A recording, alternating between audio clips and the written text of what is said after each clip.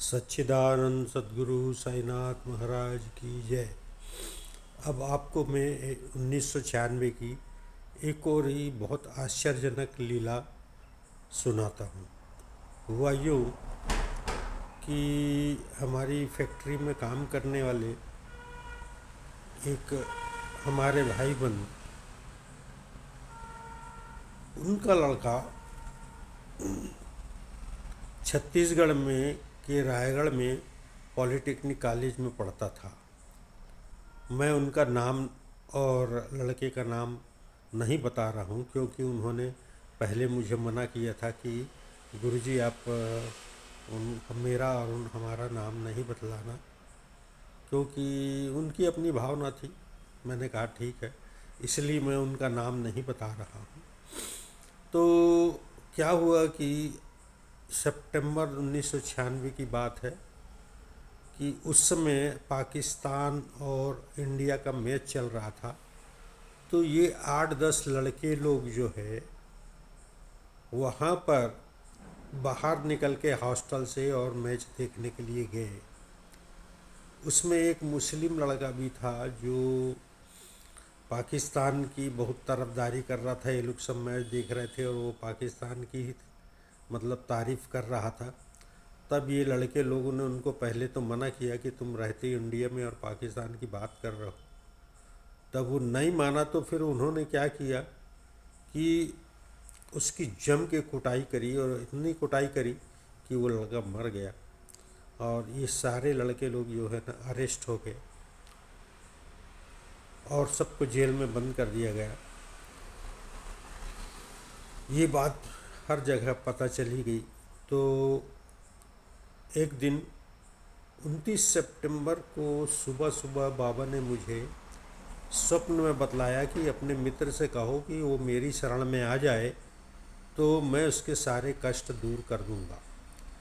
ये बात को मैंने अपनी डायरी में नोट कर लिया और उसी दिन सुबह में जब हम फैक्ट्री गए तो लंच के समय जब हम वापस आ रहे थे तो वो मुझे स्कूटर स्टैंड में मिले। तब मैंने कहा बहुत उदास लग रहे, तो उन्होंने कहा क्या करूं यार, बहुत मुसीबत में हूँ। तो मैं बोला तुमको इस मुसीबत से छुटकारा पाना है क्या? तो बोले हाँ मुझे पाना है। तो मैं बोला एक काम करो, मेरे यहाँ बाबा का दरबार लगता है हर गुरुवार को, आप अपनी मिसेस को लेकर के और दरबार में आओ और भजन में शामिल हो। उसके बाद फिर मैं जो है ना तुम्हारे को सारा क्या कुछ करना है वो बता दूंगा। तब वो आए भजन में, उन्होंने भजन सुना, बाबा को कुछ भेंट चढ़ाई।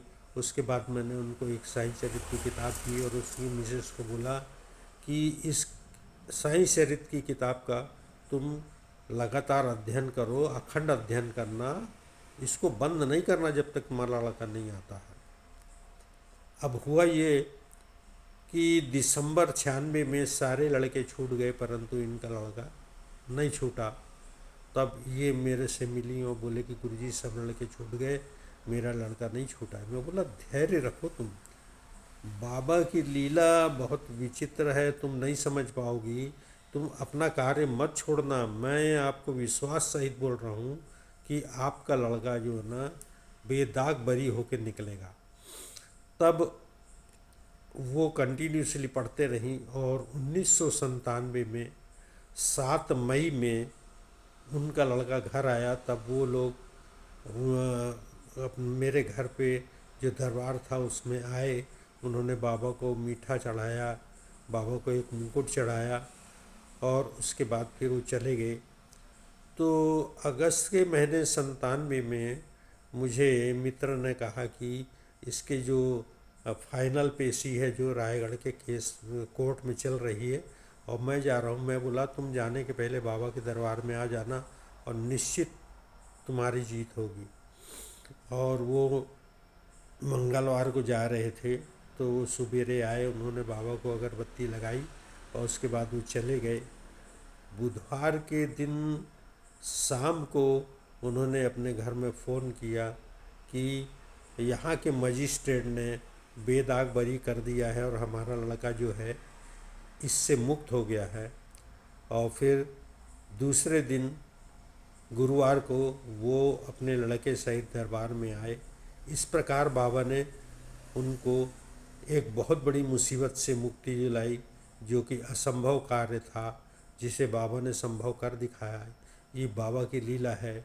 और बाबा बहुत सारी लीलाओं को स्वप्न में ही मुझे बता दिया करते थे और वो सब सही उतरती थी। ये बाबा की विशेष लीला है। सच्चिदानंद सद्गुरु साईनाथ महाराज की जय। आपको ये जो मैं लीलाएं भेज रहा हूँ, ये इसलिए भेज रहा हूँ कि आप यदि बाबा की भक्ति करते हैं तो आप में इतना विश्वास बाबा के प्रति होना चाहिए, क्योंकि परीक्षाएं तो होती है, परीक्षा लिए बगैर तो वो काम नहीं करते। तो परीक्षा होगी, इसलिए परीक्षा में से आप डरो मत, क्योंकि परीक्षक भी बाबा है, परीक्षार्थी भी बाबा है, खाली हम माध्यम हैं। सच्चिदानंद सद्गुरु